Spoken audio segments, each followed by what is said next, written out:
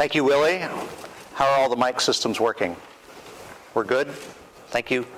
Thank you for the introduction.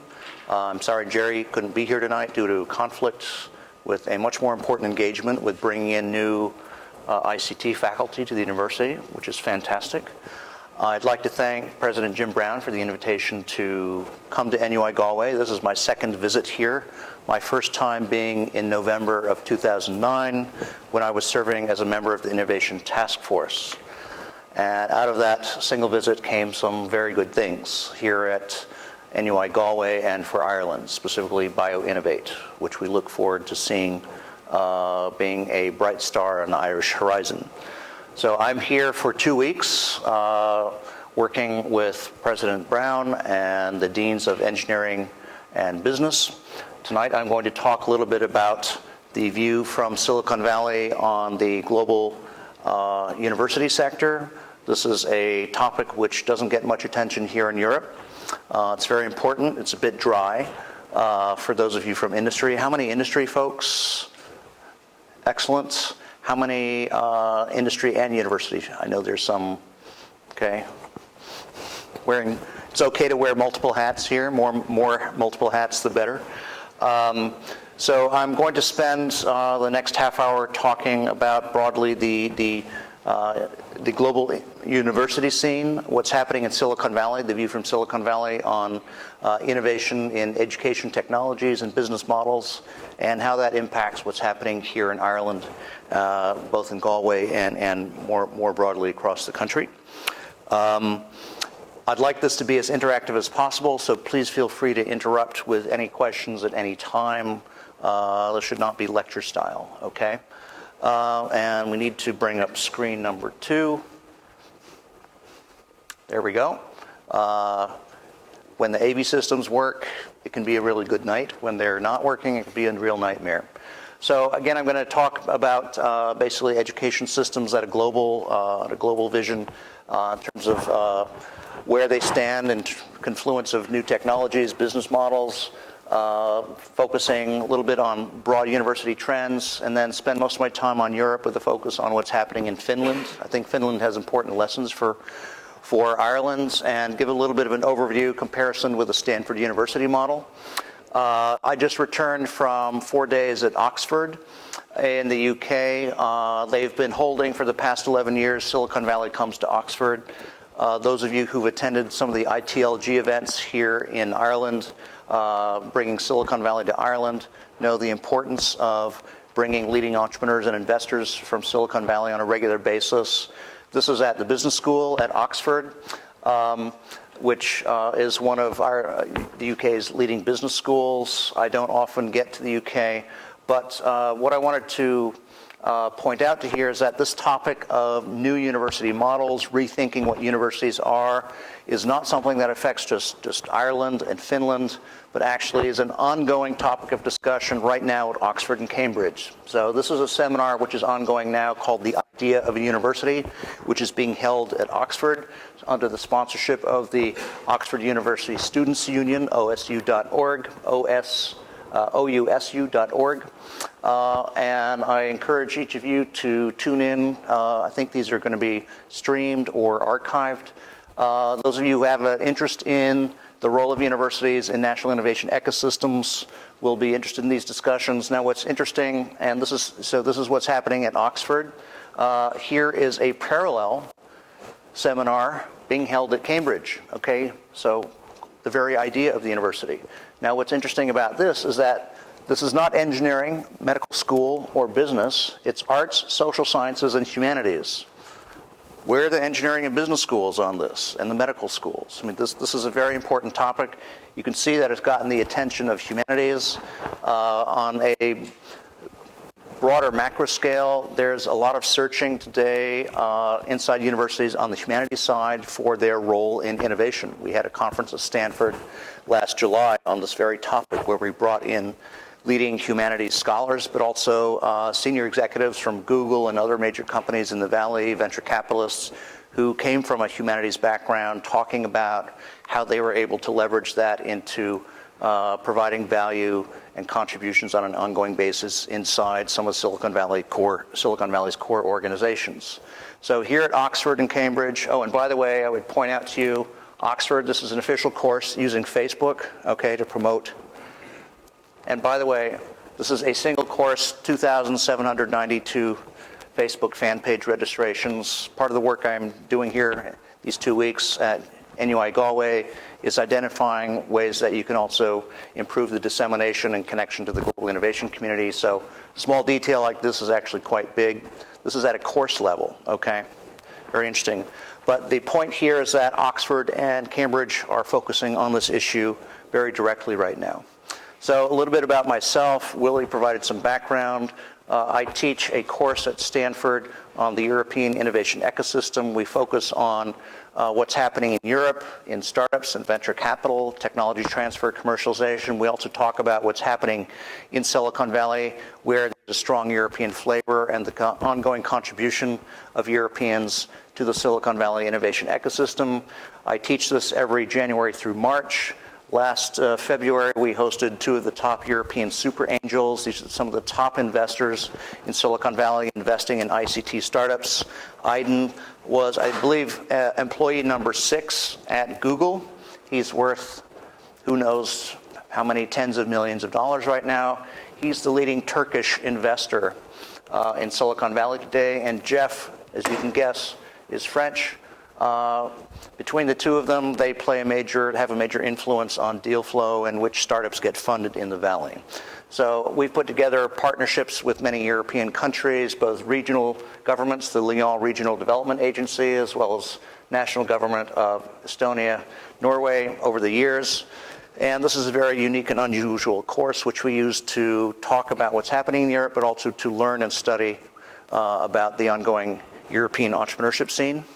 Over the past 3 years, we've built partnerships both at a regional government level as well as national government level across Europe. Romania is also with industry associations. Outside of Stanford, I do a lot of public speaking and advisory work across Europe.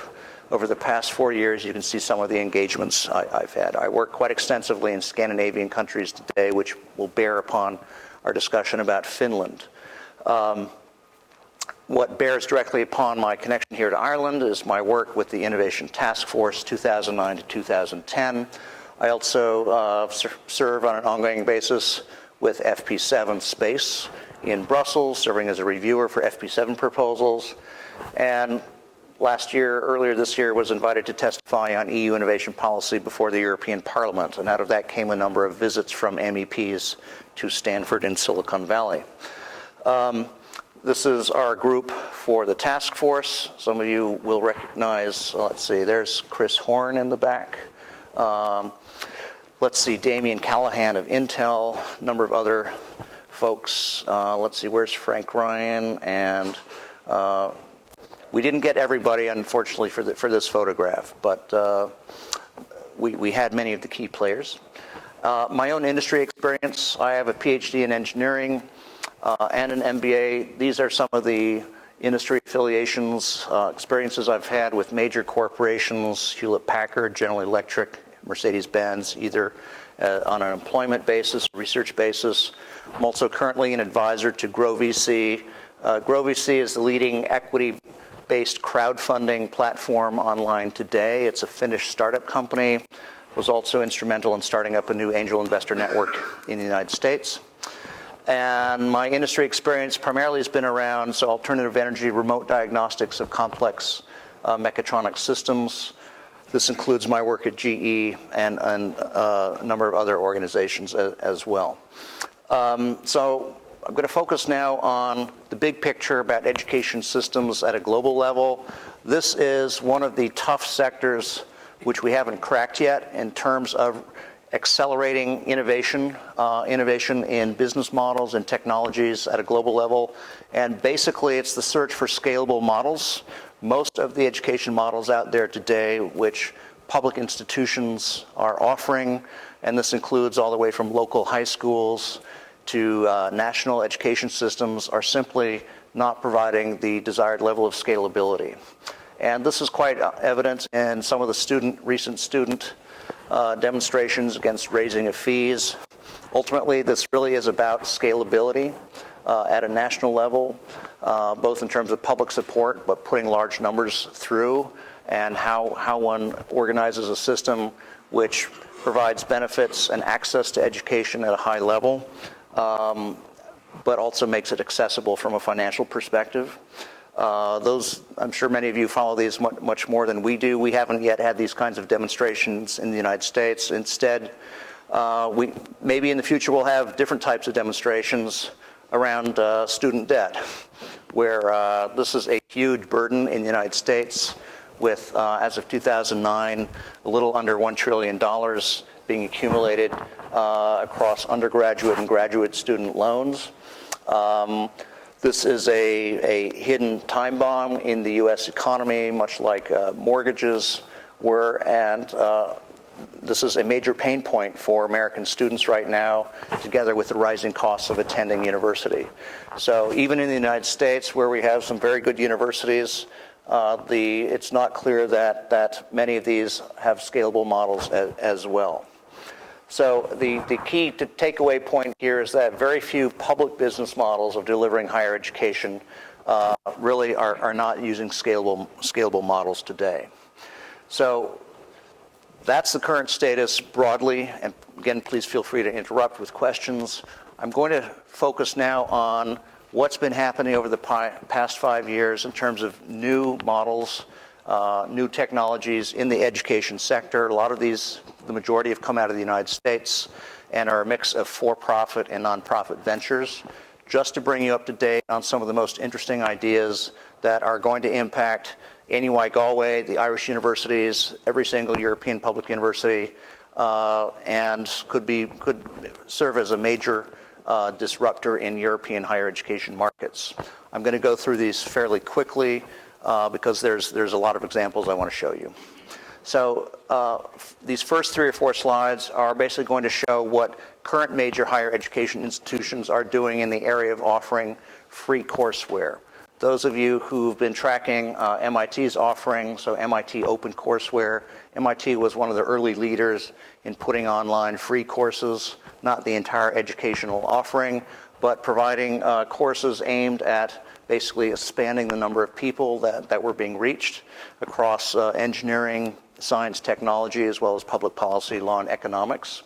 This has been a very, very popular offering and has been very instrumental in opening up access in many emerging economies to very advanced courses. At Stanford, we use iTunes to disseminate podcasts, other course content on an ongoing basis at no cost. This is very important, again, part of the education mission, public service mission of Stanford, where we take selected courses from around the university. Many of these are from the engineering school on topics like innovation, entrepreneurship, but sometimes very hardcore engineering courses, and make them available to the public at no cost as well. This is a current course which is being offered at Stanford now, this winter quarter, on computer science. These are 2 professors, Sebastian Troon, Peter Norvig. They're also directors at Google, so multiple hats. Sebastian is known for autonomous vehicle technology. Peter Norvig is a global leader in AI, artificial intelligence research. And so they are teaching CS 221, which is the introductory graduate course on artificial intelligence. They are offering this basically live streaming, all homework problem sets to the world. I don't know exactly what the most recent registration numbers are, but I believe they were receiving 20,000, 30,000 inquiries from around the world about taking this course, again, at no charge. So again, very, very new innovative thing which is going on at Stanford right now. So those are some of the established higher education institutions in the U.S. What's interesting, I think, is the new institutional models that have emerged in the last couple of years. The Khan Academy. This is an entrepreneur who has decided to essentially put hundreds and thousands of short courses online, videotape, completely free for offering. You can see that the downloads are up to 85 million at this point.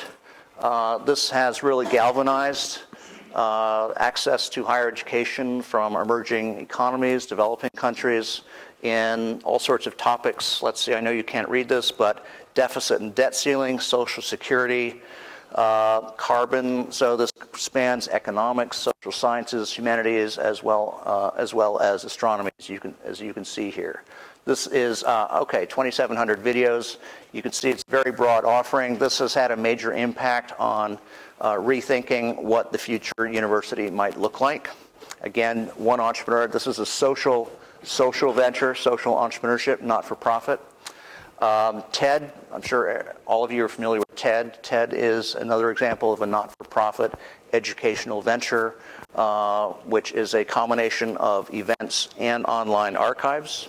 Has had a big impact both in the US, but also increasingly in Europe and Asia in terms of opening up knowledge and getting ideas, radical ideas out to the public. Some of the lesser-known startups, both from a social venture and for-profit perspective, I'm going to go through now, which again are in the same area of offering free online courses from top scholars, include academicearth.org. You can see these are very senior, very well-respected faculty here. Edufire.com, online classes to fit your busy schedule, aiming more at the middle end or lower end of the marketplace.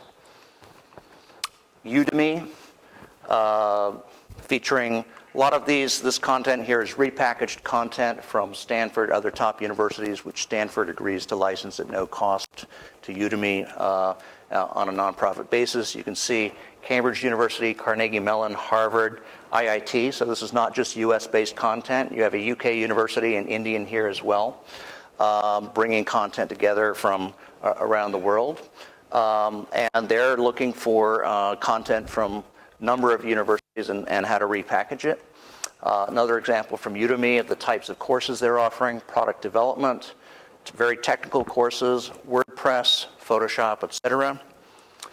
Open studies, so home studies. In the United States, there is a small but vibrant community of parents, families who prefer to school their children at home instead of sending them to college or university.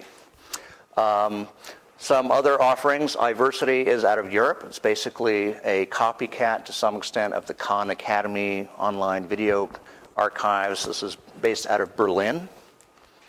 Some of these social networks which are now being brought to bear for scientists and academic researchers include ResearchGate, another Berlin startup. Singularity, a US not-for-profit venture known for its focus on essentially what is called exponential technologies, so AI, genomics, robotics, with other types of emerging technologies such as nanotech. Very well known, very high level faculty. Again, a not-for-profit venture, but international global scope in terms of both the faculty and the students it attracts. The University of Phoenix, this is a completely for-profit university in the United States. It's totally online education. But this is one of the fastest growing companies in the United States and represents a pure for-profit model. There's a lot of skepticism among established universities in the United States about University of Phoenix in terms of the quality of education they provide. But this is an accredited university. It's online, and it's been able to bring in and build a student base very quickly from people who do not have access to top schools or who want the flexibility of learning and studying online on an ongoing basis. Now I'm going to go into a class of startups. So up to now we've been looking at content providers, education content. This next group of startups are really providing technologies aimed at students or at the educational institution. So textbooks, with the advent of iPad, tablets, some new opportunities for providing textbooks, much lower cost. Textbooks can be a major cost center for students. So Chegg is one of those startups. These are backed by major VCs in Silicon Valley. KNO, also a similar play on offering e-textbooks for your iPad or Kindle, for example, at discount. Inkling, another similar content provider aimed at these new platforms. persuasive games, so bringing new technologies to the education space, new approaches to learning, gamification of learning, for example, adaptive learning for colleges and universities. These are now for-profit startups we're talking about. Moodle. Moodle is a course management system. So now we're looking at a startup that's specifically aiming at teachers in secondary schools, but also potentially colleges. And so this is a technology platform which is aimed at helping teachers manage the course content and essentially grading and all the activities that go around teaching courses. LearnBoost, also aimed at teachers, providing essentially easy grading, developing lessons, mostly aimed at the secondary school marketplace. Zinch, helping students, again aimed at the US market primarily, but helping students identify which colleges might be appropriate for them and potential sources of financial aid and scholarships. Grocket, test preparation for some of the major US tests, TOEFL, GMAT, SAT. Crampster, advice, coaching, help with homework. Again, primarily aimed at secondary level students, but also could be moving up market into the tertiary level. And then Open Study, so a startup aimed at providing a platform for students to study together through study groups. Let's see. This is just one example. New Enterprise Associates is very interested in educational software. They are one of the leading venture firms in Silicon Valley. Just wanted to give you one example of a venture capital firm that is actively looking for interesting startups in this space. So this is just to give you a sense of the level, the speed, the degree of technical innovation and business model innovation, both on the for-profit and non-profit side, which is coming out of the United States today, a little bit out of Europe, but primarily being driven out of the US today, which will have global impact on European universities in the future. This could be very disruptive in the US, European, and global education scene. So now I'm going to say a few words about universities as a global industry. I'm using the word industry here very deliberately because we typically don't think of universities as companies, as corporations. But university presidents also have to think about finance, marketing, operations, supply chain issues. And what is unique to universities is that whereas they play a key in national and innovation and regional innovation ecosystems, unlike corporations who can go to McKinsey, Bain, BCG, Boston Consulting Group, top consulting firms in the world, and pay for top-level advice, university presidents, universities as a sector, have very few places they can go to for strategic advice about how they should be managing and growing their enterprises. So this is a global feature, which is a characteristic of the global university system, whether you're an American university president, an Irish university president, British, Indian, whatever. It's an industry which is characterized by essentially by very strong boundaries between institutions, relatively little sharing of information, and very difficult to get high-level senior advisory services on an ongoing basis. So some of the ongoing questions, which we'll talk about in a few minutes, that are facing global universities, not just European universities or American universities, are what are the proper objectives and missions for a university? Is it teaching only? Is it research? Is it commercialization? Job creation or economic development? Industry collaboration? What are the appropriate business models for a university? Free? Fee-based? Some mix of the two? And what are appropriate governance models? So what we see across the global university sector are major challenges in terms of shrinking revenue base in many countries, relatively little payback from tech transfer and commercialization to date, and that can also be said for many, many American universities as well. Brain drain, loss, so spending money training the best students and professors, losing them to universities overseas. So part of what characterizes what is a common issue for the global university system is that many of these universities have relatively little experience in strategic thinking or road mapping. Universities in general around the world, with the exception of the top American and top European universities, are extremely underfunded. I'll show you some numbers, some relative numbers in a few minutes just to illustrate that point.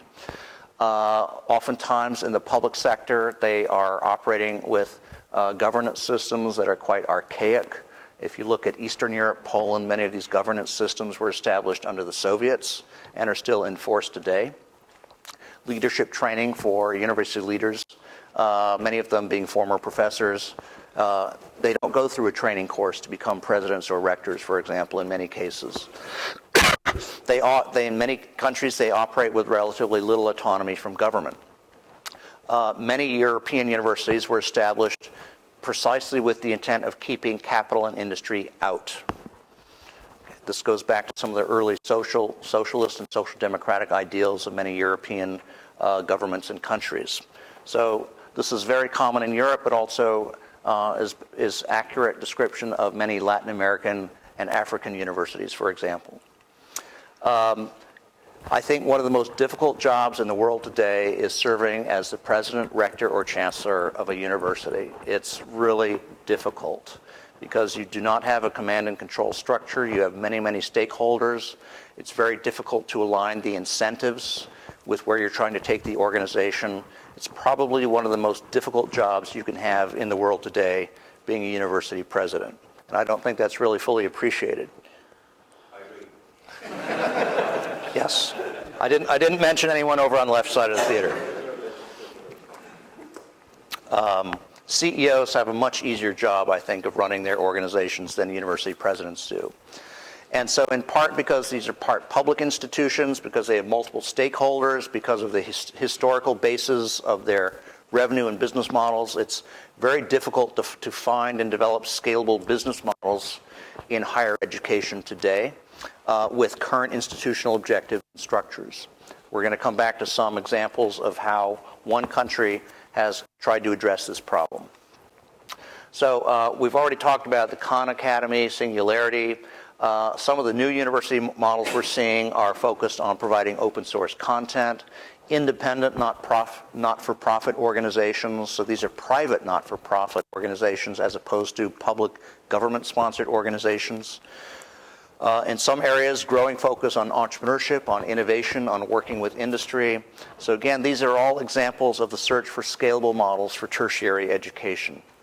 And the point here is that it's not about educating thousands of students at a time. We're talking about if we really want to change some of the current challenges, address current challenges in Europe, but also in emerging economies, we have to be thinking about educating tens or hundreds or millions of people for very low cost. Now, this is a ranking which I've put together. It's a different type of ranking than university presidents usually see, which generally appear in the Financial Times. This is a work in progress. And this is some of the data I've assembled over the past year about relative budgets, relative funding levels of universities across the United States and Europe and a little bit in Africa. So at the top, and it's not at the top because it's top, it's just because I have that data, is Stanford University. Our budget for 2010 was $3.8 billion. I'll give you a breakout of that in a few minutes. At the bottom, Singularity University, again, a not-for-profit private institution, kind of operating like a foundation. What's, I think, of interest here is here in Europe, so the top European universities, ETH Zurich, I don't have the numbers for Cambridge, Oxford, or other top-tier European universities, are somewhere in the 1 billion euros range. So they're getting close to the Stanfords, MITs, Harvards, but maybe a third or a quarter of their size, just in pure budget terms. And then you have in the middle tier Italian universities, and then in the Baltic countries, universities operating anywhere between 50 and 150 million. Here at NUI Galway, published numbers are 206 million. Italian universities, these numbers essentially come from taking the numbers of students attending, which can be 50 to 60,000, times the annual fees paid by ministries, around 11,000 euros. What's important here is not just the numbers, but it's the business model which underlies these. In these cases, these universities the business model is primarily built around teaching. These revenues come from fees primarily paid by ministries, paid by government agencies, whereas in the case of Stanford and ETH Zurich, a much larger proportion of these come from outside the government education ministries, and come from industry collaborations and research. So this is a database which I'm currently building out just to get a sense of where European, US, Latin American, and eventually Chinese and Japanese universities stand. I haven't seen anyone else put together a ranking like this, so it's interesting from that point of view. And again, coming back to this perspective of looking at universities as an industry, my guess is just back in the envelope that it's somewhere between 50 and 100 billion dollars a year as a global marketplace. So now I'm going to focus on Europe specifically and some of the new models for public universities that are currently developed on the European scene. Some of the core problems with the university system in Europe is that universities are today not at all aligned, with some exceptions, with the innovation agendas and strategies that governments and industries are developing. And this is for deep historical reasons, with the exception of the top European universities coming out of Germany, UK, that we've talked about. European public universities, distinguishing between public and private, generally do not perform at the same level compared to US counterparts.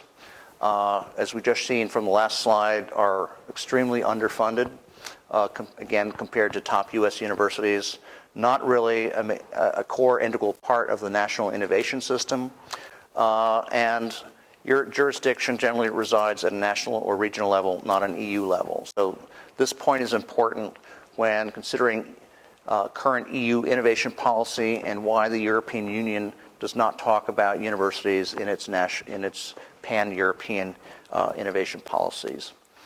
So going on in terms of the problem here, again, the model for most European universities and public universities around the world are that their primary mission is geared around teaching, not research. In the United States, Stanford, MIT, Harvard, the top universities, their first mission is research. And this has a profound impact on the professors that are promoted and hired, on the budgets of the universities. It changes the entire character of the university. It's very difficult to move from teaching as a core mission and business model to research, but that's a challenge which some European universities will have to face. In general, again, with some exceptions, many public universities in Europe do not work well with industry, again, because of the original charter to keep companies and capital out. Many professors have relatively little industry experience and relatively little encouragement of entrepreneurship by students. Now we're beginning to see some changes here in Finland, other Scandinavian countries, here in Ireland, but we're still in very early stages. So some recent examples of university restructuring, which I'm going to address, include Germany's Excellence Initiative. I won't go into detail here. Been very serious about restructuring its universities to be better aligned with the national innovation strategy and to be able to work more closely with companies. Where I'm going to focus on mostly from here on out is Finland, but university reform has also been undertaken to various degrees in other parts of Europe, including Luxembourg. Finland is a very interesting study because this is a university restructuring initiative which is ongoing as we speak. So back in 2008, there were a total of 17 universities, 18 universities around the country. The goal is by 2020 to merge, consolidate the university system in Finland to, I believe, just a total of 15. You can see that most of this consolidation will take place in the Helsinki area, a little bit in the Turku area, and a little bit here in mid-country. But and I'm going to go into some details here. This is essentially where the university system will be moving to by 2020. The vision here is that by then there will be no more than 18 polytechnics, no more than 15 universities. You can see the relevant student numbers here. there will be a number of strategic, only 4 to 5 strategic university polytechnic alliances with a strong emphasis on joint R&D and strong emphasis on internationalization and world-class research. So the goals of Finland's restructuring of its university system was to provide the university leadership and institutions with improved flexibility and autonomy by allowing them to react to changes in their local environment much more quickly, diversify the funding base so you're not dependent upon national governments for your primary revenue source to the same degree that most public universities are today, to allow Finnish universities to compete for international research funding and cooperate with foreign universities, to allow them to allocate resources to strategic research areas much more readily and on an ongoing basis, to ensure and improve the quality and effectiveness in research and teaching, and generally to strengthen the role of universities in the Finnish national innovation ecosystem. And this is a key point, is that if you cannot align your universities with your national innovation goals and priorities, it's very difficult to get the entire country generating the requisite deal flow and generating the new ideas and intellectual property either in your established corporations or in the startup sector. Instruments, the way the Finns are attempting to achieve this is essentially by pulling the universities completely out of the public sector. So as of January 1st, 2010, every single Finnish university was established as a not-for-profit corporation, private independent entity, fully autonomous from the Finnish government, still receiving most of its funding from the Finnish government, but governed by its own independent governing board. And so the point here is to increase the autonomy of universities, to act locally, to become the employer rather than the state government. So the employees at Finnish universities are no longer civil servants, to give them more flexibility in management of finance, more flexible administrative models, and to ensure the central role of students. And again, part of this is to maintain, in the case of Finland, their goal still is to try and offer free education as much as possible. Now, whether Finnish universities will still be able to accomplish this goal, no one really knows yet at this point. That depends on much larger macroeconomic issues in Finland and the performance of the Finnish economy. So just to give you some examples, some of the consolidations that have taken place in Helsinki specific, they've created a new university called Aalto University. They're calling it the Finnish Super University, which is a merger of the University of Technology, the School of Economics, the Business School, and the University of Art and Design. Aalto University is one of the more visible universities on the European scene in Silicon Valley today. Just in the past 2 years, they've built a very strategic relationship with the Stanford School of Engineering. They're set up as a foundation in private law. They're endowed essentially with 500 million euros from the Finnish government, 200 million euros from Finnish industry. And again, where they are at now is trying to unify the programs and administration across the business school, the polytechnic, and the art and design schools. Some of the other mergers that have occurred outside of Helsinki include merger of schools in Turku and Eastern Finland. And again, the status here is that university staff are no longer civil servants. They are now moved to contract-based employment. Their pensions and insurance systems are now provided by the employer, not by the state, not by the government of Finland. And legal limitations, so for example, they can hire and fire. They have much more flexibility about offering tenure-track positions to professors. And so each of them has an independent HR policy, HR being human resources. Employees still have the rights to collective bargaining, but also now that they are pulled out of the government, the universities can form a new employers association. So the timetable that the Finns followed, they began this effort in spring of 2007. You can see that this was quite quick, about a little over 2.5 years. They studied, they laid the groundwork, they wrote the legislation. Took them 2 years to write the legislation. So this was a national effort with stakeholders from the universities, industry, and government involved.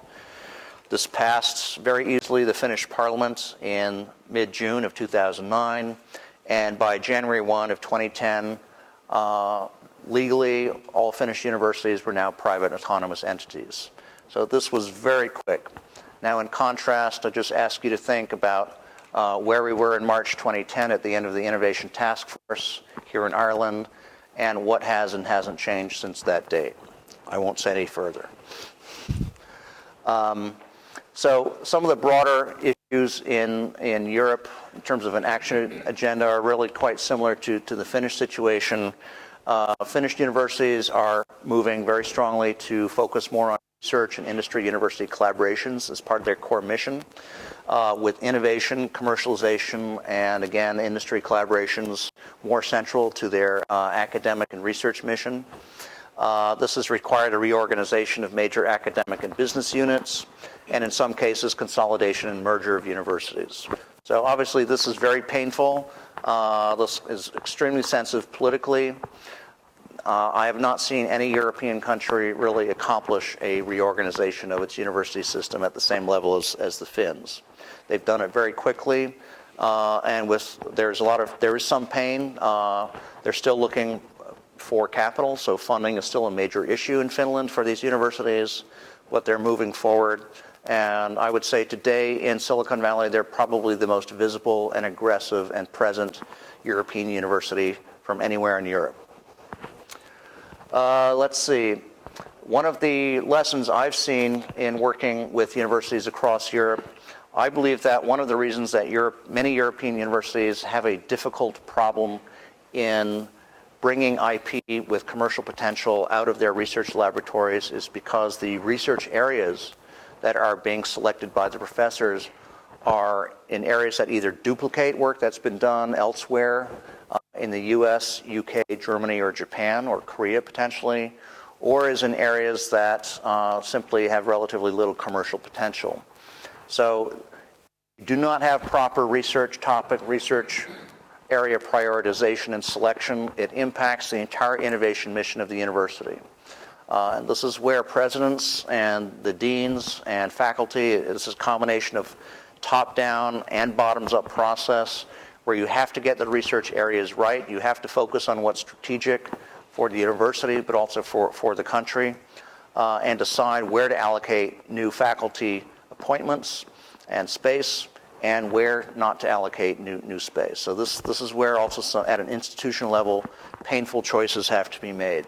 I've worked with universities in Latin America that are still back in the 1920s and 30s in terms of their priorities for engineering, for science, and other areas of the university, and it has a deep impact on their ability to spin out companies, on their ability to engage with industry. Because if your research areas, if your teaching area is far too focused on old, more established areas in engineering and science, it becomes much more difficult to engage with the leading companies out of Europe or the US.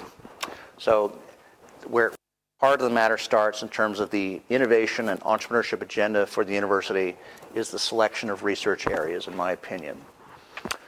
Won't go into details. Yes. To be fair to the Gerry situation, a lot of work has been done in that regard. Your very last point there, STIA, Islamic governance, that was done here, and it's being redone at the moment. In fact, there was work done in the late 1990s to create, if you like, a roadmap for Ireland around ICT and biosciences. Yep. That was modified subsequently to include energy, and it's now been completely revised. The result is expected to come out in the next literally few weeks. But that has been very influential in two ways. One, it has driven the investment in the Science Foundation Ireland, which has been of the order of 1.2 billion in the past 10 years. It's a huge amount of money for a country this size.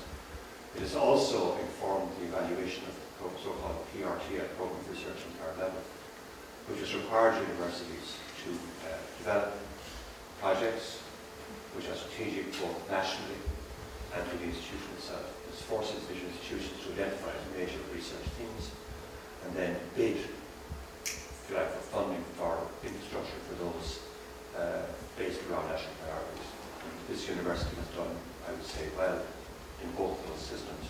We've done well because we have made choices. Now they are painful, and they do lead to internal resistance, no question about that. I mean, we have the group development we've chosen by medical engineering science has a huge area across three traditional faculties, and that has certainly been, to be frank about it, has resulted in downgrading other areas. And there's still pain in that around that. But frankly, a modern university cannot sustain genuine research in any more than one or two expensive areas. It frankly isn't possible. There's no sense of pretending that you can be good at 5 or 6 teams. Even if you're Stanford, you cannot do everything. Correct. Certainly we can't do everything here with 20 million euros in a year of a budget. So we have done that, as I say, but it has been done. The results are clear in terms of what's happening here. We have now some centres which are certainly nationally leading, in some cases leading at European level. And I would say in the case of one or two areas in the university would have at least visibility worldwide, but not necessarily worldwide. And that's happened right across the university sector. So I think from the point of view of what you've done there, we have made reasonable progress as a country. But still, I think it's true to say that within each university there will be individuals who perhaps will not appreciate all the decisions that were made by public as kindness.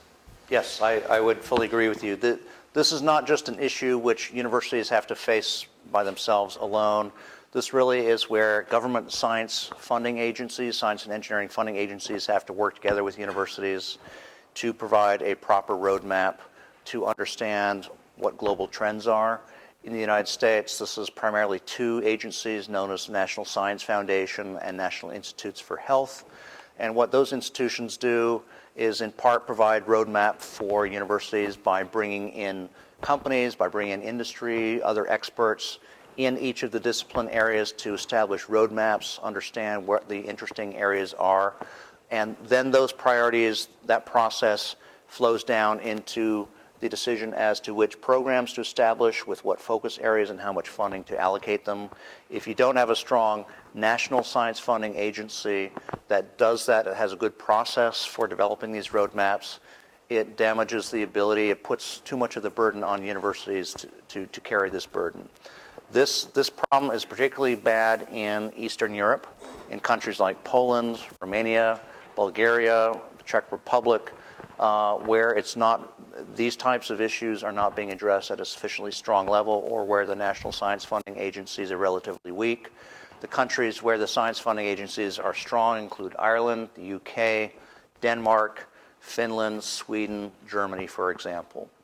So again, this is not just a university issue, it's a university-government collaboration that has to take place. But I've seen far too many cases where universities are selecting research areas. This is at a vice rector level for research, for example, vice dean for research. They do not even go and check out the website of the National Science Foundation or National Institute for Health before assessing university research strategy. This is public information, it's easy to do, and not doing this can result in the suboptimal allocation of tens of millions of euros over several years, and it has a big impact on an entire regional and national economy when you take this, multiply this across multiple institutions. So I think Ireland is probably one of the better organized countries in getting this right. Just a quick footnote, something that the Finns have also been pioneering is sorry, I've got Danish universities. This was from a talk I did in Denmark. Finnish students, particularly Aalto University, have been very proactive in establishing their own student entrepreneurship groups in the university, and they have pushed the university leadership and the national government to become much more active and provide real funding and financial and infrastructure support for entrepreneurship initiatives at the university and at the national level. So something I look for when I go into European and Latin American countries is the strength of university, of the student societies, the strength of the numbers of activities, the numbers of members they have, how active they are, how passionate they are about entrepreneurship. Finnish students have demonstrated that a student entrepreneurship group at a single university can become a major player on the national innovation scene.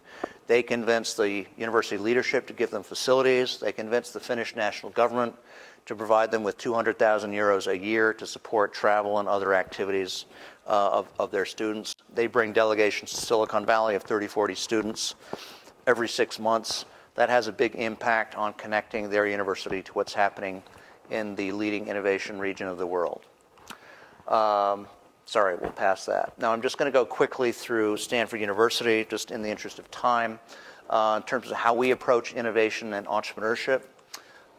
Briefly, we have 7 schools, a little under 2,000 professors. As I've mentioned, a budget of $3.8 billion. We have an endowment of a little under $14 billion. That's as of 2010. I'm not sure what that number is today. Some of the companies that have... Just go back to the last slide for one minute. You see the figure there for sponsored research? Yep. 1.15 billion. Just to give you a sense of things, the SFI budget for next year for 7 Irish universities, Institutes of Technology, RCSI, etc., 156 million euros. Yeah. So less than $200 million. That's the whole of the Irish third level sector. That's the major source of enterprise Ireland and funding as well, but it wouldn't be anything like the figures that I would imagine the total funding available next year for Ireland to all the universities, all the activities, less than 250, well, less than probably 200 million euros. And we are expected to compete with a situation where this one university in the United States, not even a big university to be very fair, it's not a huge university in Singapore. And you see there, same size as Galway, in fact. It is. In terms of numbers of students, very comparable. 15,000 students, different makes it 500 university. Yeah. But your research budget is of the order of 4 times the national research budget of all the Irish universities for a university the size of Galway. Yeah. So it just gives a sense of the scale of things. Anyway, just to say that, those in the audience might be wondering why we don't compete this now. So just to put these comparisons in very clear light, these are these are similar in terms of the number of students. But if you go back to the original slide of the rankings in terms of budgets of the universities, Stanford at a little under $4 billion, NUI Galway at $200 million. Stanford is 20 times the size of NUI Galway in its overall budget with the same number of students. Okay, that's big difference. Now, next slide, I'll show you why. Sorry, the next slide. These are some of the companies that have come out of Stanford. Key point, Stanford Engineering, not the business school.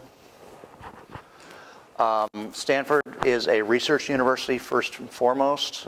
Teaching is important, but the primary criteria by which faculty are hired and promoted is the quality of their research.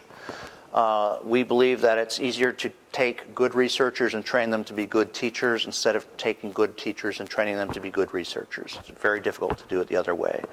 This is one of the challenges that many European public universities have, is that when you have a professor that's been hired primarily around their teaching ability, it's real hard to turn the ship and put research as a core mission.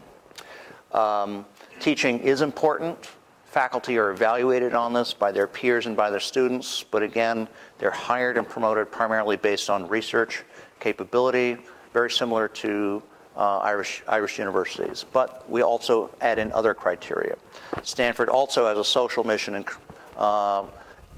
has a commercialization mission as well. For us, the commercialization mission is essentially, it's very simple. We want to get our technologies out to the world as quickly as possible. And commercialization is generally the best way to do that. Now, there's a lot of talk about innovation in Europe, US, Latin America. What do we actually mean by innovation? Okay, because it kind of means everything. Well, this is what we take innovation to mean at Stanford, and there are many different levels and categories of innovation.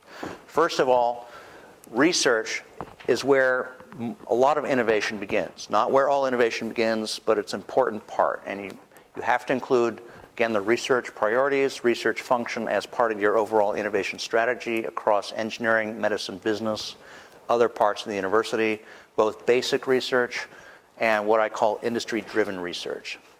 Innovation also includes new models of teaching and education in content, in course format. I'll speak a little bit about the area of product design, which we teach at Stanford out of the engineering school as a very successful model for bringing companies and industry and the universities together, and within the university, multiple disciplines. Product design, you take your iPhone, the iPad, a lot of human factors, sociology, humanities, social sciences, as well as hardcore engineering, software, and hardware engineering go into products like that. So product design, teaching, and research, again, this is a model which Stanford Medical School is working with NUI Galway on to bring into the medical device sector here in Ireland. Innovation can also occur in the way you manage organizations, social innovation. Let's see, D-School is our design school. Social innovation can include social entrepreneurship type projects.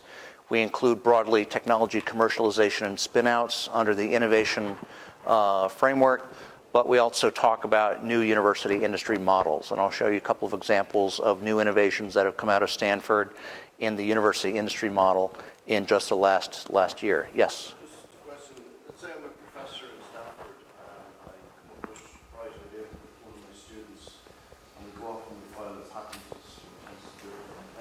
I'd like to sit with your company and do a startup. How does that work? Do I keep teaching or do I take a sabbatical? Depending upon where you are in your career, you could take leave of absence. I think for up to 2 years. Sometimes you can get that extended. You have to figure out what to do with your research group while you're out. Typically, you have one of your colleagues take it over, or you may be serving as a part-time CEO. That doesn't always work terribly well. Can I bring the patents? Do I be with me into the company? Potentially, in general, yes. So you would file an invention disclosure form with the Stanford Tech Transfer Office and basically negotiate a license with them, okay, for something that's done inside the university. So I'll talk a little bit more about the student incubator and angel investing and alumni role in a minute. This is a really key slide. So this is the Stanford business model. So this shows where those $3.8 billion come from. So again, the key revenue, so business line, so product line, is research. Okay, so this is, so red is 2010, gray is 2009. You can see both years research is the single major revenue earner at Stanford. Very different from public universities here in Europe and elsewhere around the world. These are student fees.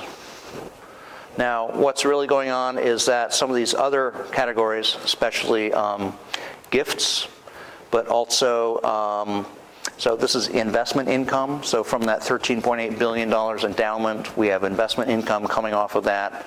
That ends up subsidizing all of these categories, but especially student fees. Okay, so you can see with student fees playing a relatively smaller role in the overall budget of the university in terms of where the funding comes from, it allows for a very different approach to prioritizing resources. Faculty don't have to teach as many courses at Stanford as they do at many other universities where teaching and where the government fees, student fees, play a much larger role. We also have a Stanford Medical School and hospitals, so this is additional revenue coming from health insurance and other types of services provided. Gifts, let's see, gifts from companies, from private individuals, a little under 200 million in that year. I'm not sure what this is, but you can see it's a much more diversified business model than most public universities have in Europe. Now, Sorry, what is revenue from royalty commercialization and spin-outs in minuscule? That's about 60 million a year. And let's see, where would that be included? I'm not sure. It wouldn't be here. It's probably in here, and other income. So percentage of total Stanford budget, 60 million a year, isn't much out of 3.8 billion, but compared to most universities around the world, that's huge. And then out of this 1.2 billion, about 200 million is coming from industry. So this is where companies come to Stanford Engineering and Medicine, write checks to support specific research projects. So part of the work, the research I'm doing is looking at how the business models for European universities compare to this and how to shift them to a model where the student fees play a relatively smaller role. because when you have student fees playing the major role, basically the entire institution focuses on the undergraduate education services and mission, and you have to fit in innovation, research, entrepreneurship around the corners. And so getting universities, public universities in Europe, the additional resources, revenues to give them that extra breathing space to think and spend more time focusing on innovation, entrepreneurship, perhaps teaching fewer classes, smaller classes, is an important part of getting public universities to come to a model closer to this. If you stripped out the research funding from the US government, what would it do to that picture? So let's see, most of that, so 200 million are industry. I don't have exact numbers, but out of that of the other billion, most of that would be U.S. government. That's a general truth across the world that the great majority of research funding in any system of the world. And that's Department of Defense, that's NASA, that's the National Science Foundation, that's the Department of Energy. You know, it's across. It's not just military. There's a lot of civilian funding in there as well. Now, foundations also are coming in as an additional source of research support in some cases in the U.S.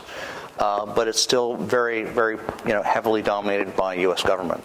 And so given the budget problems that the U.S. government has today in Washington and the budget cutbacks, those of you who follow the deficit discussions in Congress, Stanford and other U.S. universities are very worried. National Science Foundation, all the major science funding agencies they are facing major cutbacks in science funding, which is going to impact Stanford.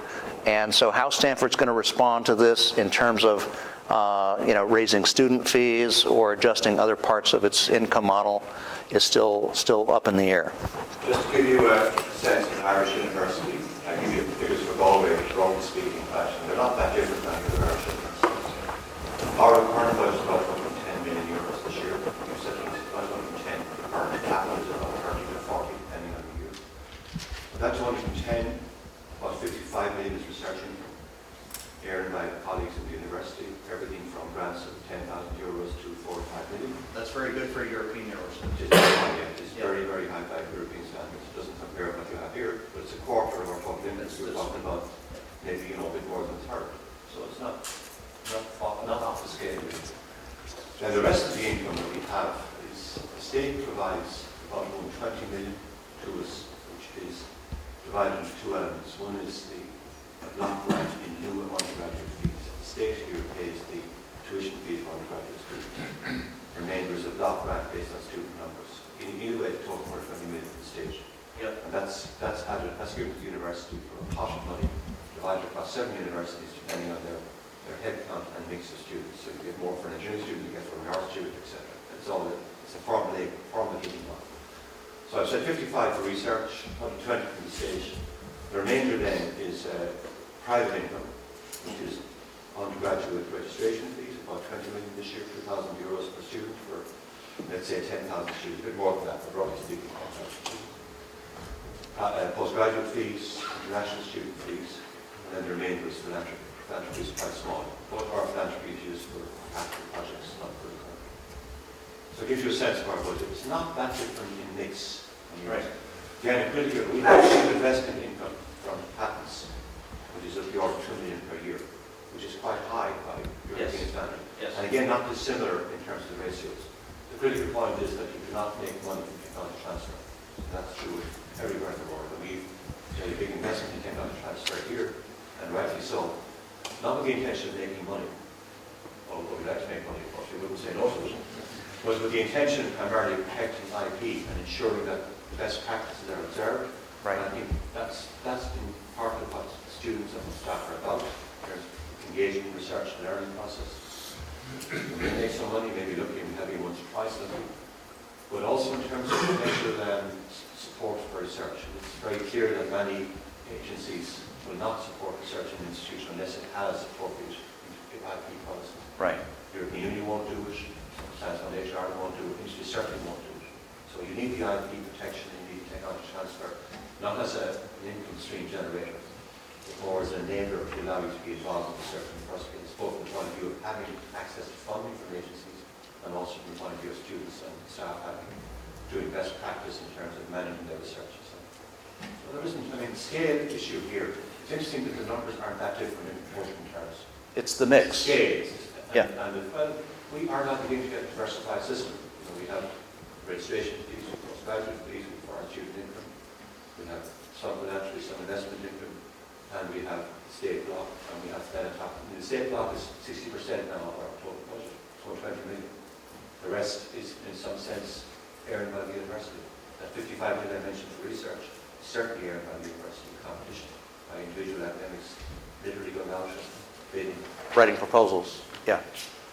So So, the issue really is scale. The issue is the fact that you have the Yeah. same number of students, initially more postgraduates, you have 3 times as many academic staff as we have.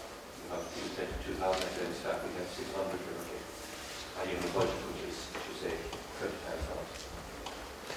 so I think the key mix that makes a difference is I'll get you in a minute. What portion of the university's revenue model is based on essentially some level of guaranteed funding?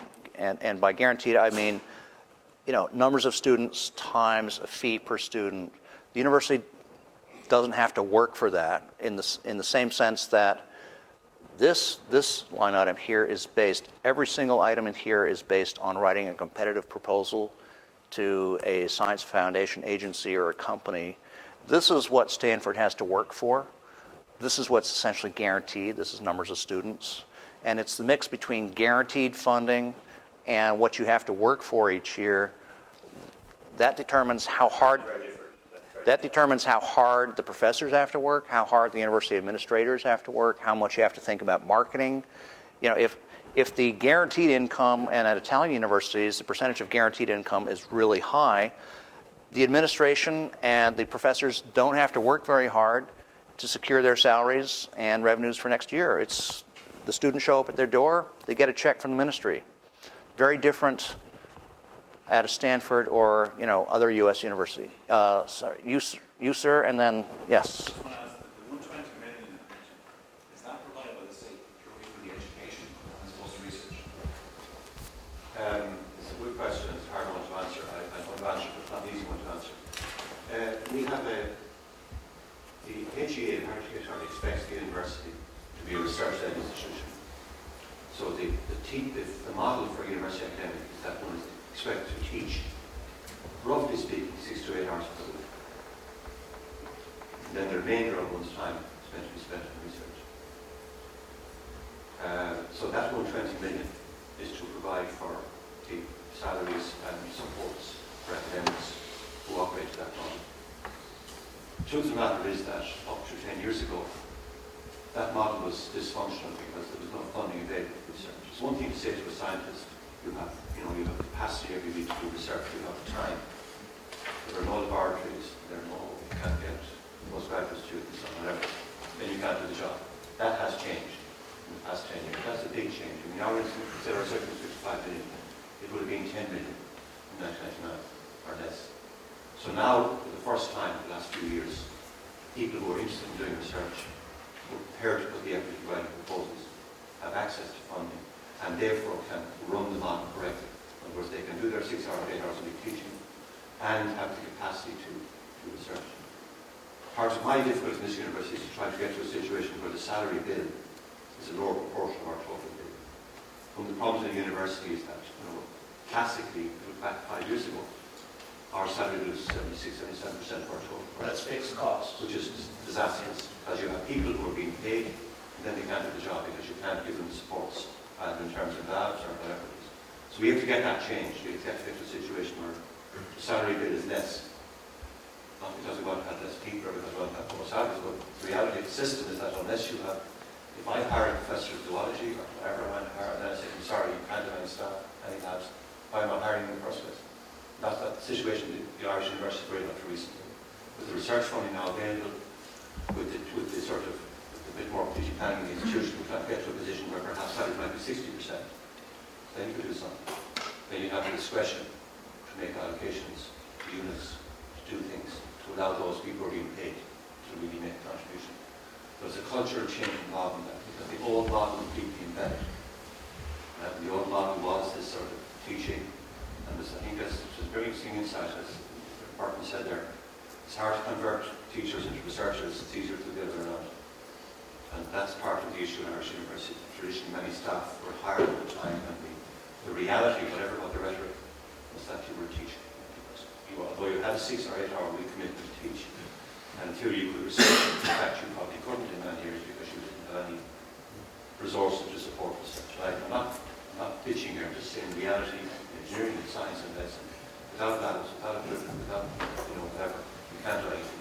You can do a certain amount in humanities, I accept that. And even there, to be very honest, you didn't have decent libraries until recently. We have now, to be very frank, we have very good libraries. We have a very nice system called IRA, which provides Irish universities with the very best in terms of electronic access to everything we need, right across all disciplines. That's only very recent. Even, inverted commas, even in humanities, where you'd imagine it would be less expensive, the lack of library resources in the past would have constrained, and therefore led to people, particularly in, let's say, in areas that were remote. And this all was remote 30 years ago in terms of access. Airlines were expensive, and everything, travel was expensive. That explains what happened in the reforms in the Irish system, but it's been addressed very quickly. There's been huge change in recent years, and there's no doubt that the landscape now is much more comparable, even if this isn't a 10% scale or a 5% scale, to what you have. But if you gave this lecture 10 years ago, we'd been saying 95% of our budget comes direct from the state. And we have, research income up like 6 million. Yeah. That's going to be a very different picture. We're much closer to you now, although the scale is rich. So sorry to be so long. So just the reason why I asked was because one of the things that you said at the very start is that Stanford was a research institute, whereas rather than education. And I guess the reason I was asking was that it seemed to me that the way the budget was structured, that you were essentially being told to be an educational institute while trying to do research. And one of the things that you seem to have done at Stanford is very clearly say, we're about research, and therefore you see that kind of funding. So maybe there isn't no reliance on that you are an education institute. And I guess what I'm saying is that if you're trying to be both, it's difficult to be both. And in some sense, maybe there's a switch required to say, it's just about research and not necessarily about education. Though it may be extreme, or else to pull it back and say that it's about education and not necessarily research. But trying to do both, particularly with a budget of 2 million versus 3.8 billion seems a difficult job. There might be a misunderstanding of what you're saying. I would argue that in the university environment, with Stanford or Galway, the major output research investment is human capital. It's really good people. So the two mesh. See, for us, research is part of the education mission. It's a way we accomplish the education mission. It's the way we educate PhDs. It's not just classroom experience. Here, I think many parts of Europe, people think about education as only the classroom experience. The laboratory experience is also a very important form of education. That's. Your figure of 55 million income from innovation. Yeah. It's so small compared to the one. You would never invest 1.3 billion a year. Right. 255 million, even I won't say, but I know we'll do that. Right? So it's not the investment in research is not about the output return in terms of license fee and so on. The investment is about the quality of the graduates you produce. And fundamentally, if you produce very good people, they'll solve all your problems. And that's what the investment research is about.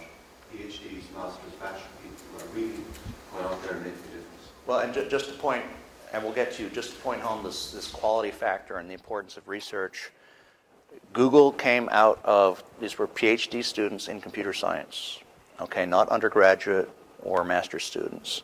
Yahoo, Dave and Gerry were PhD students in electrical engineering. Cisco, faculty from electrical engineering at Stanford, so PhD came out of the research laboratory. So the research is, it's the research labs at Stanford that are generating the big home runs, most of them, not the undergraduate courses. And this is where the research plays a really big factor in terms of the multiplier effects, in terms of the impact of the intellectual property you're developing, and the quality of technical talent and management talent which you're producing. Yes, sir. I wonder, could you tell me how Stanford University incentivizes its staff to participate in the commercialization of your research? I'm talking about faculty. And in particular, I would say that in most Irish universities, most tenured faculty, which most faculty are in Irish universities, would consider it very damaging to their academic career to actively participate in commercialisation of research. Talking about spin-out companies, not just licenses. Right. Well, doing a spin-out is still a big deal at Stanford. You know, it is considered disruptive. You need to carefully assess where you are in your academic career and the chances of success. In general, you know, publications still count for a lot. Patents count, you know, part of the assessment. The reason doing a startup is positively assessed is in part because it's part of the culture. Our president, John Hennessy, was one of the first faculty from electrical engineering to spin out a company called MIPS based on his research on RISC instruction sets for processors back in the 1980s. But it's not about doing a startup and making money. It's not about the money. It's the feeling is that if your technology is good enough to actually create a company and build customers around it, you're fulfilling part of Stanford's social mission. Your research is good enough for millions of people to be used potentially. It's a validation of the quality of your work. Okay, that's how it's looked at.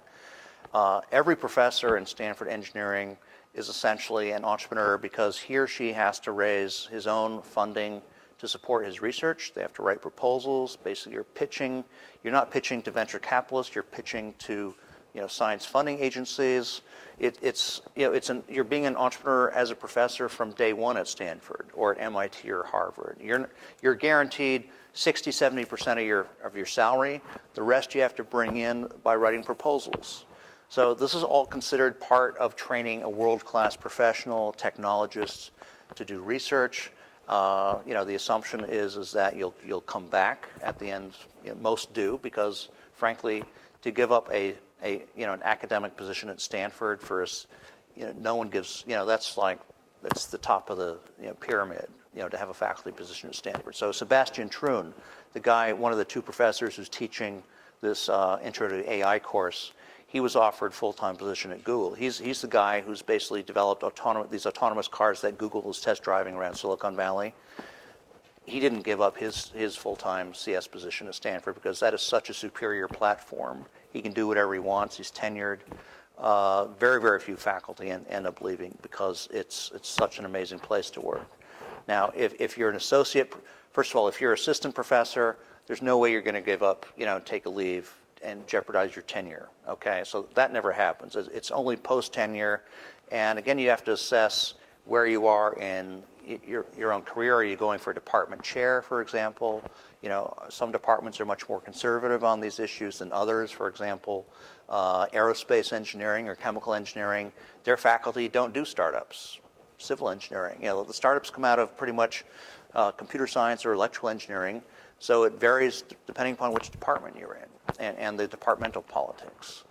But and if you fail, no big deal. You don't have to become a billionaire before you can come back. It's the experience, and again, it's people consider that having that experience of knowing how to work with VCs, with angels, assembling a board, attorneys, that just makes you a better researcher. It helps you understand the downstream commercial potential of the research proposals you're writing. It's going to make you more successful in writing proposals to DARPA, to NASA, to Department of Energy. It makes Stanford a stronger institution. So in the interest of, yes? Just curious, you talked about scalability at the beginning. That was one of the challenges. And it seems to be getting more and more discussions, becoming more and more very intensive activities to get any sort of reasonable return. I just wonder how the two mix. Well,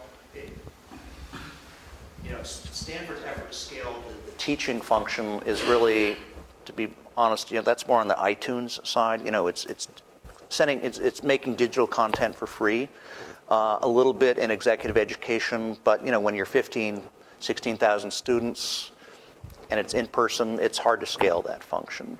So we do what we can in line with our resources and image, et cetera.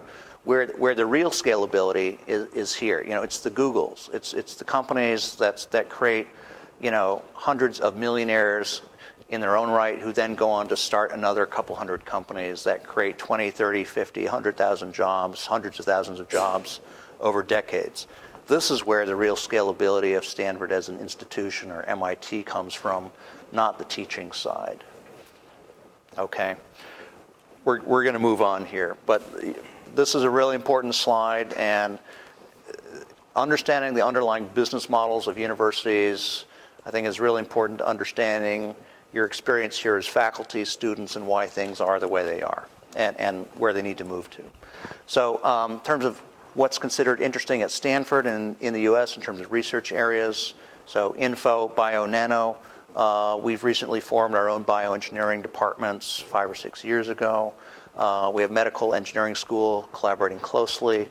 So this whole convergence between these three areas is a big area for research in the US, funded by federal agencies, but also considered very ripe for spin-outs, for example. Something we do, I talked about product design at Stanford. This is an example from a master's level course we teach in mechanical engineering, where companies come in with product ideas. They fund our teams at $150,000 a year for 3 or 4 students for 9 months to develop product prototypes in medical devices, consumer electronics, automotive systems, and other areas. BMW, Abbott, other top companies come in, and this is actually a cheaper way of them developing product prototypes than having an entire in-house engineering team do this for them. So some of the stakeholders, again, I want to move through quickly, but our view of who the stakeholders are is, I think, much broader than how European public universities view stakeholders. Of course, students, professors, staff administrators. Alumni play a much bigger role in U.S. universities. British universities, alumni also play a strong role, but I'll show you some examples. Alumni are beginning to play an important role in the U.S. in coaching and mentoring student startup teams, coming back into the university and engaging with students, but also beginning to invest in startups out of that institution. Industry plays multiple roles, and government, of course. Now, something that's important to understand about how Stanford engages with industry, it's not just a single point, it's at all levels of the institution. At the Board of Trustees levels, we have leading entrepreneurs and investors actually on the board of directors of Stanford University. Okay, so industry people are actually on the governing board of the institution. At the president's level, he has an entire staff, hundreds of people who go out doing fundraising from individuals and companies on a daily basis. These are essentially sales staff, development staff, whose entire job is to raise hundreds of millions of dollars a year from companies and private individuals and foundations as gifts to the university. At the school level, so let's just take this as School of Engineering, the dean's office would have his or her own staff specifically aimed at building industry partnerships at a strategic level for the school. Each department also engages with industry, brings in funding, other types of industry relationships, and the relationships, ultimately it has to be at the laboratory level, where it's about engaging in specific research projects, students and faculty and industry people collaborating together. Now, in the laboratory, our mechanisms allow us to bring in industry researchers actually into our labs for 3, 6, 9, 12 months. They actually sit there. They get a Stanford University email account, ID. They pay a fee to Stanford to do that, but it allows our PhD students and professors to work directly with top engineers from Toyota, Siemens, other corporations in the laboratory. There are provisions covering intellectual property, how that's handled. But again, to have industry people actually in the university laboratory is very useful. We also send our PhDs and faculty to work in industry laboratories as well. So industry has multiple roles as a partner and customer in supporting research and supporting teaching. I've given you an example back here of a case where companies, this is Abbott Labs, companies are supporting teaching. So this is product design. This is not a research laboratory. Big difference, and this Up until now, it's been missing in Ireland, and this is what we're hoping to establish and will be establishing with the BioInnovate program around medical device design here in Ireland. And Ireland has never had this tradition of product design in engineering schools. It's always been a lower level arts and design and architecture college competency. Commercialization. So licensing, intellectual property, investing in companies, obviously employer of student and alumni, get to you in a minute, donation, gift giving, strategy and advisory. So here, the dean, so not only will there be industry people serving on the board of directors, but the dean of engineering has his own industry advisory board with top entrepreneurs, corporate people, investors, who are basically giving him their view of where technology is headed, where the world is going in technology and research from an industry perspective. So that gives industry a role of actually giving inputs into the strategy of the institution at a corporate level, but also at the school level, and providing inputs in terms of where the world is going. Hold on. And then, of course, vendor and supplier. You know, Oracle is other major vendors. We buy services from them. Yes? I'm just curious, you've got staff and students working with industry researchers and going out into industry and working with them. And you said it's intellectual property, you've got things in place. I mean, maybe you could tell us a little bit about how that works and what, you know, is it simple or is it very complex? Well, it's pretty simple. We're Stanford, we own all IP. Even if you guys go to a company? I'm sorry? If you guys go out in a company and work with a company, perhaps in the company laboratory, using facilities? That gets a little more complicated. And we generally don't get into agreements that cover that situation. So, for example, my research was funded by Daimler in Stuttgart. I spent the summer working in Daimler Labs, as a Stanford PhD student. Now, did I bring my software, or did I do any software development on their equipment? No, I did that on my own laptop. You need to be careful. The key thing here, from Stanford's point of view, is that we do not allow companies who are sponsoring research to veto publication. So they cannot stop publication. We may give them an early look at a draft of an article, but this is a hard, fast rule. No industry partner can ever stop publication of research, whether it's an article or a PhD dissertation, for example. Now, are there gray areas? Yes. In the case of, so I talked about this rule of Stanford owns all IP. Now, if there's a major strategic partner, for example, I brought in Siemens, corporate vice president from Siemens Munich, this past summer to Stanford for a day to meet with electrical engineering, so smart grid, electric vehicle, energy efficiency technologies. What would happen in that case is that Stanford and Siemens would sign kind of an umbrella agreement covering all projects, and at a strategic level like that, Stanford will concede partial IP ownership to a corporation. But as a rule, they don't like to do that.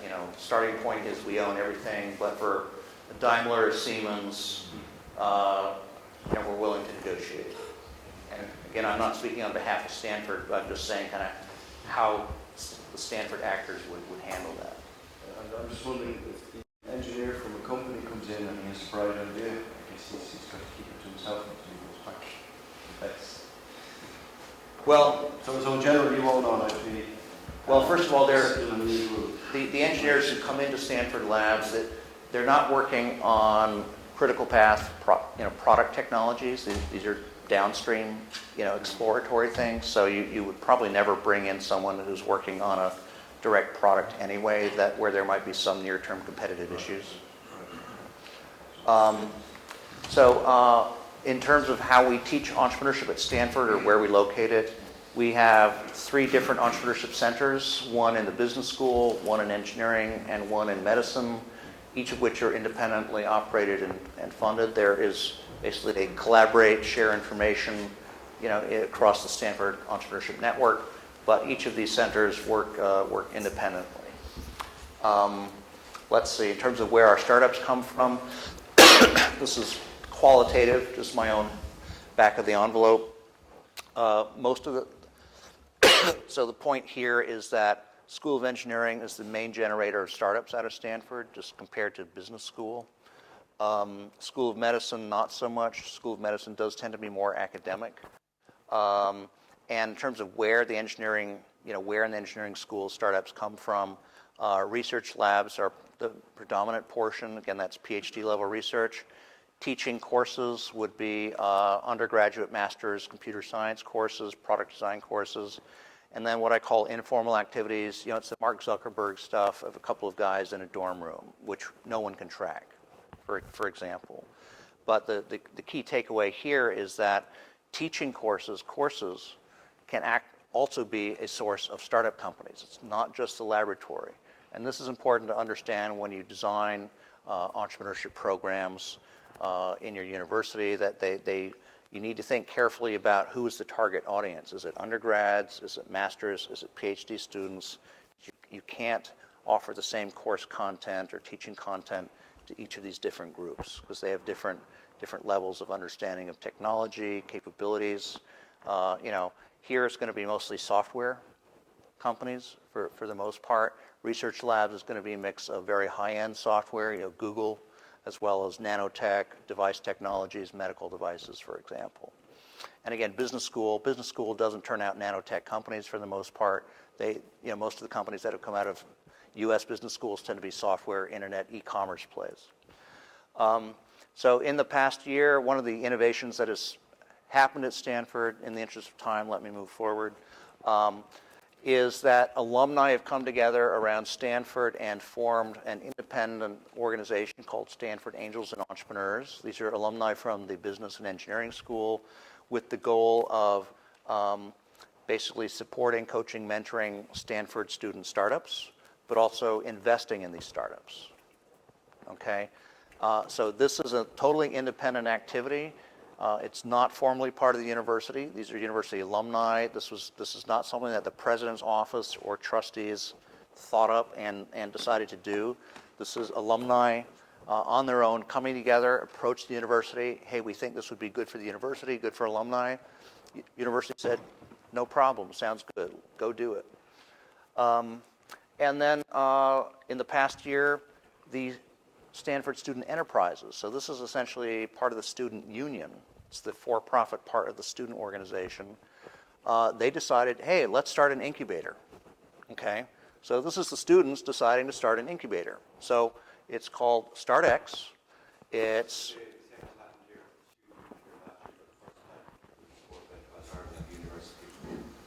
competition for business startups, and they brought in people from outside, business people evaluate, and very, very good evening here, I think. Not, they're not an incubator, but they support it. Well, this is where student groups can play a really important role and need to be supported by industry and the administration. So this is a, let's see, this is a nonprofit organization. It's established outside the university, but with the approval of the university, and they're being housed. So AOL, formerly of AOL Time Warner, has given them part of their building in Palo Alto, and so these guys are attracting a lot of attention now, and this is where a lot of the Stanford student startups end up going. Again, independent from Stanford, very bottoms up, not commanded by the trustees or the president. Just two examples of independent initiatives, people with new ideas. It's an innovation on the Stanford model. So Stanford has never had a formal incubator, never ever, because we sit in Silicon Valley. We don't need one. But the students thought there was enough deal flow to justify doing this on their own. So this is an innovation in the Stanford, so in the university model. Let's see. So concluding remarks. So I don't want to be too depressing here. This is basically a list of many of the issues which I see facing European public universities, challenges. So again, this area of research prioritization, the numbers of, how many revenue sources, the teaching versus research, isolation. Part of the reason I focus a lot on getting social media into universities used on all the websites, Facebook fan pages for courses, for laboratories, for disciplines, for schools, is to reduce the isolation of the university and to get your information out to the global community. I want to see NUI Galway stuff circulating in Silicon Valley once or twice a week. That's my goal for NUI Galway. I mean, you guys should be a regular brand circulating on Facebook fan pages with latest licensing deals, research outcomes, et cetera, in Silicon Valley and the top tech clusters around the world. So deep domain silos between disciplines, that's frequently a big problem in European universities and in some American universities still. Supporting, rewarding, encouraging interdisciplinary work. Underfunding, we've talked about. Commingling of public and private monies. So the way the Finns solved this was pulling the entire university system out of the public sector. Focus on metrics. Sometimes the metrics that the ministries and Brussels hand down to university presidents are not always the right metrics, and focus the university leadership on not always the right things they should be thinking about. So metrics can be good and bad. Little use of social media. This is can be easy to fix, but this is also kind of part of the culture. So at Stanford, I use LinkedIn, Twitter, Facebook in my course. We use it in our laboratory. This is something that every department, discipline, school, and every student coming out of here should have a LinkedIn, Facebook profile set up just as part of their long-term career strategy and approach to promoting themselves. So, any questions? Yes? I won't ask a question, but make a comment that President would maybe appreciate. That last list that you had there, when this university started doing its first strategic planning, I identified every single one of those aspects being appreciated and understood, except, of course, for social media, that it didn't exist. Yeah. Would the President agree with me about that? Yeah, I would say, to be very frank, we would recognise all of those issues. Years ago, We have tackled most of the last 10 years ago. We have tackled most of them. I would say that we have done the research prioritization. Yep. We are moving to a different funding model. As I said, we leave research income now, we student fees and graduate fees, etc. We have talked about the research and teaching mission. We have put in place commercialization processes. We are isolated. I believe the best part of this university is the fact that we are very well connected.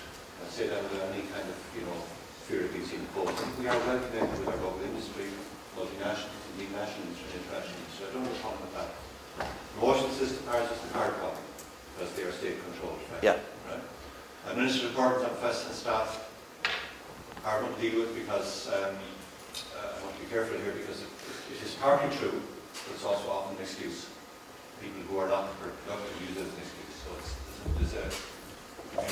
So I find those who are doing best don't get problem with it. Right. And those who least don't get problem with it. And I wonder if there's a connection. But anyway, that may be not fair.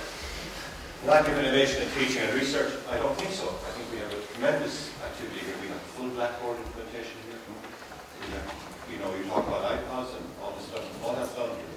Even behind me. BioInnovate would be a great example of innovation in teaching. Even in the sort of more conventional course in the university, we are very big users of this technology. And I think our students benefit massively from it. So I would think we have done, reasonably well in that space, right? We have a lot of CERT, we have a lot of, for example, service learning, we have volunteering, lots of ideas around that space. There's certainly an issue with domain silence. So that is a problem, right? Not as bad as it was, but it's slow to improve. But it has improved a lot. There's a bit to go yet. Well, just in research and teaching, I would say we're getting better at it. Gross funding, in case I think it's been made tonight by you. Commingling our public and private monies, we wish we had more private monies. Spend out the commercialization record. I don't think it's bad, to be frank with you, given where we're coming from. I think Enterprise Ireland did show we do well. I think we're the best in recent years out of 7 universities in terms of intellectual property licenses and spin-outs. I don't have data carries away at the moment, but I think we're the best. Focus on metrics. We have a very strong performance culture emerging here, and we just talked to all the schools, and all the schools understand they have to have targets. We're making good progress there. Social media, well, I'm not a great fan of Facebook myself, but there are people who use the system.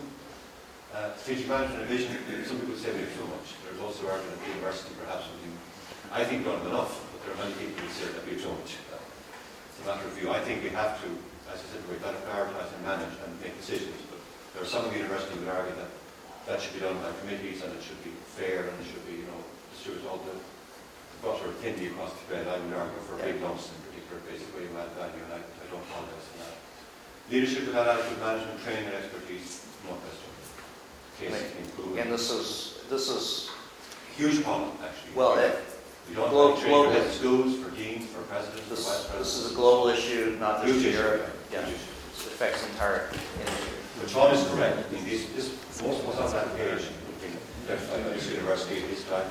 Now, so The start of strategic plan. Yes, I think that's correct. A great majority of it.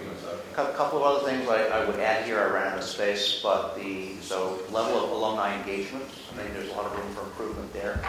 Also the use of executive education programs as a way to connect with industry at a senior executive level, professor to senior executive, but also as an additional way to earn revenue for the university can be very useful. One just last comment from my point of view. I think it's often people overestimate what they can do in the short term and underestimate long term.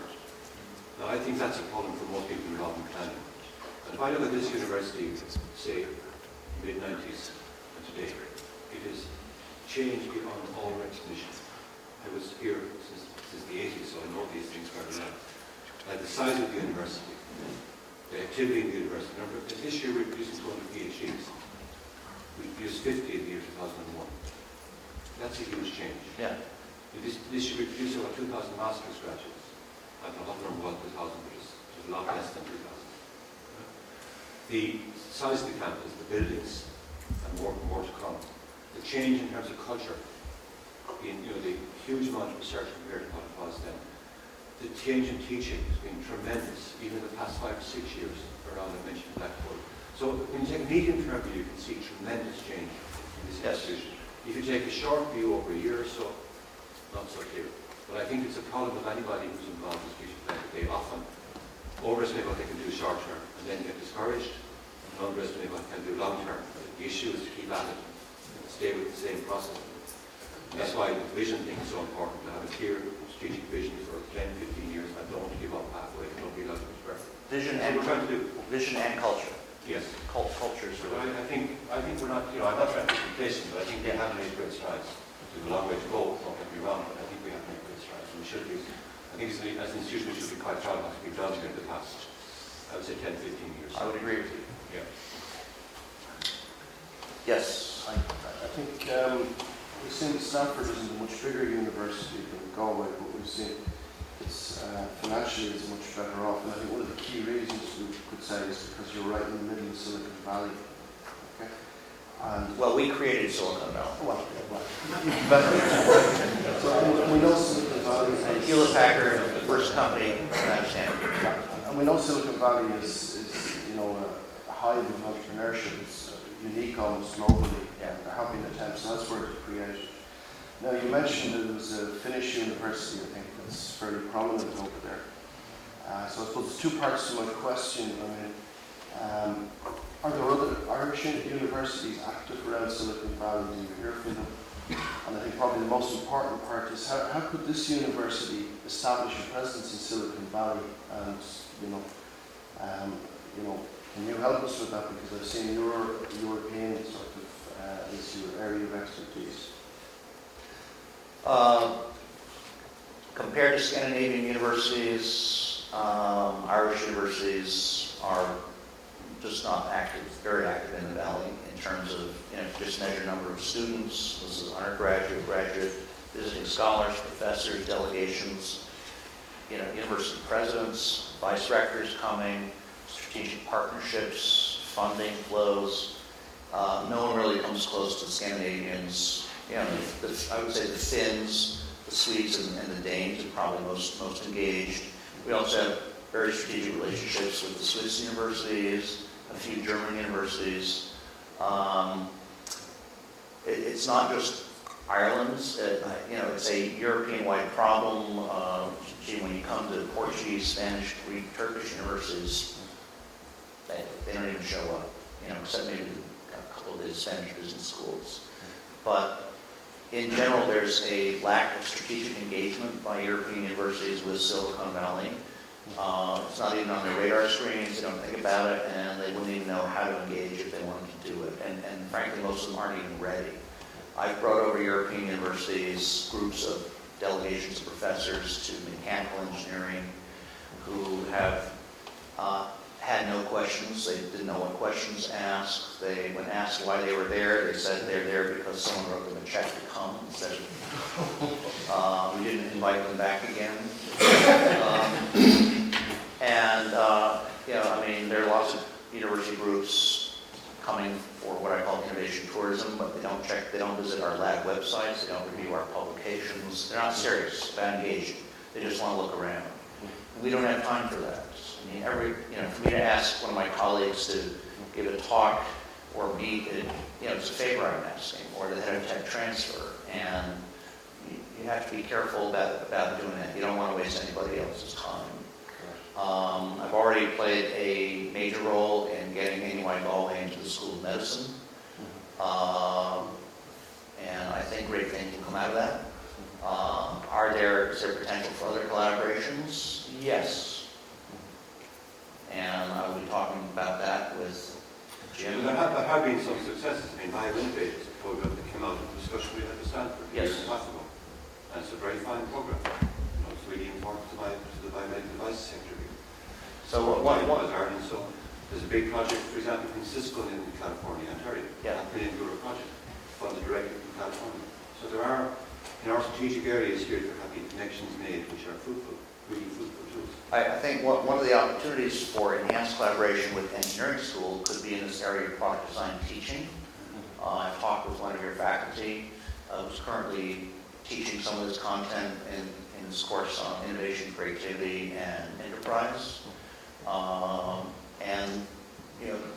There's already, I think, a common basis of way of thinking and approaching. It's actually relatively easy to get visiting faculty, PhD students into Stanford labs, and you have the relationships. There is some transfer of funds to Stanford. It's not a huge amount. It's under $10,000 for a quarter. But you can place visiting scholars, professors inside Stanford on if the research interests are aligned and people connect and like each other. So Stanford's actually much more open than people realize. It's just that most institutions don't know how to approach and get in the door. And they don't do the homework necessary to really connect. So, any other questions? Thank you. Thank you. Oh yes, one more. Just a quick one. What would be your assessment of the policy of the vision for reform and development in higher education coming from the EU and OECD, and are there mixed messages there? Well, EU has no formal charter for education, higher education in Europe. End of story. Except for EIT, which is, I think, it's not clear where that's going. I mean, it's an interesting initiative, but it's virtual and it's never going to be funded. It's not going to be a €1 billion a year project at the level of ETH Zurich, ever. So it's not, I think it's just difficult for the European Commission to engage with the university's agenda because it's not in their jurisdiction. The issue then is, well, who does engage? This was something that should have been addressed in the Innovation Task Force remit, but it's very sensitive. It's a very difficult topic. I haven't seen any of the European governments really thinking about this strategically. The British are beginning, with their efforts, they decided to pull major funding from the universities. So their idea of reforming the university system was just to pull funding and let the universities kind of work it out by themselves. That's a simple way of doing it. But I think they already had the universities kind of on an independent, autonomous basis.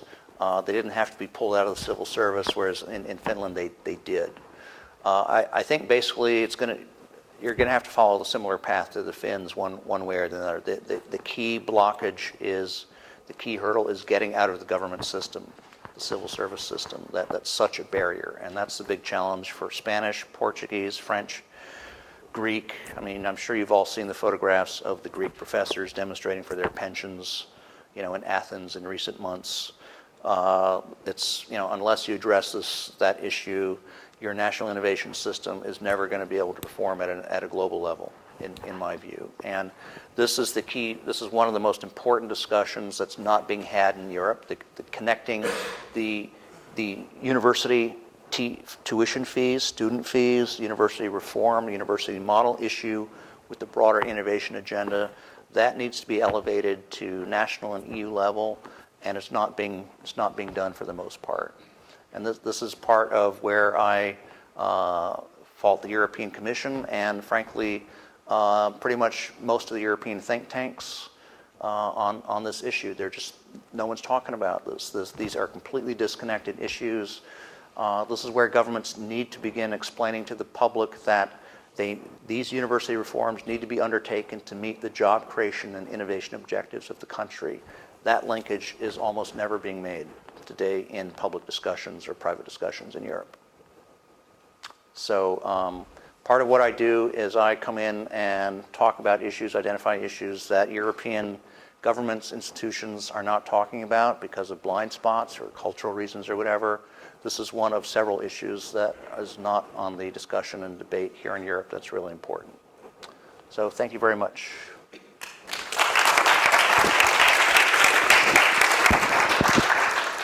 Burton, thank you very much. And just to say, in terms of social media, Burton was kind enough to agree to having his whole lecture televised, and it will be up on Facebook, we hope, by tomorrow morning. We'll have Porrick working on it late through the night. So thank you very much for your talk, and thanks to everybody for coming. One final comment. I'm happy to connect with any and all of you on LinkedIn and Facebook. I use these tools day to day in all my work. One way I can reduce your isolation, and I do this in every country I go into, is by bringing you into my network. So this is a very quick, easy way to benefit everybody. So please send me invites. I'll be happy to accept.